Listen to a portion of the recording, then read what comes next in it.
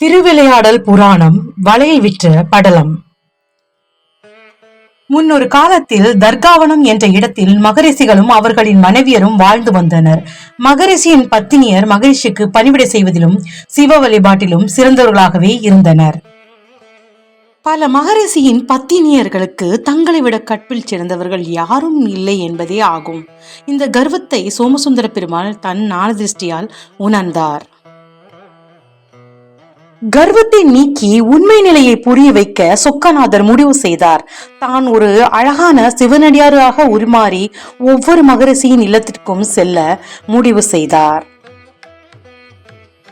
ஒரு மகரிஷியின் இல்லத்திற்கு சென்றபோது சிவனடியாரை பார்த்தவுடன் அவரை வணங்குவது முறை.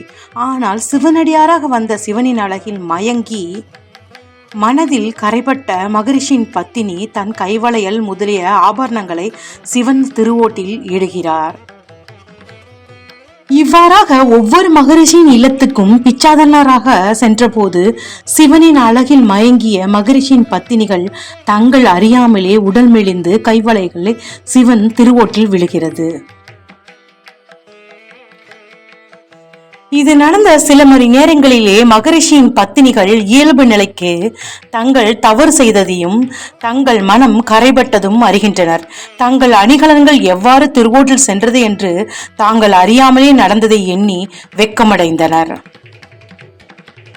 கற்பில் சிறந்தவர்கள் தாமே என்ற கர்வம் அழிந்ததை எண்ணியதும் ஒரு புறம் என்றாலும் தன் துணிவரான மகரிஷியின் கோபத்துக்கு ஆளாக வேண்டுமே என்று எண்ணி மிக வருத்தம் அடைந்தனர்.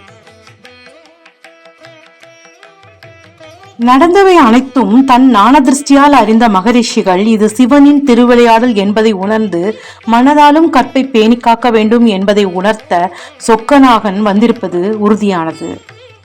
மகரிஷியின் கோபம் அடங்காத காரணத்தினால் அதன் முடிவு சாபமாக மாறியது. ஒவ்வொரு மகரிஷியும் தங்கள் வீட்டு பத்தினிகளை மதுரையில் உள்ள வணிகர்களின் மகளாக பிறந்து மதுரை சொக்கநாதர் வந்து வளையல் இடும்போது உங்கள் சாபம் நீங்க பெறும் என்று கூறினார்கள்.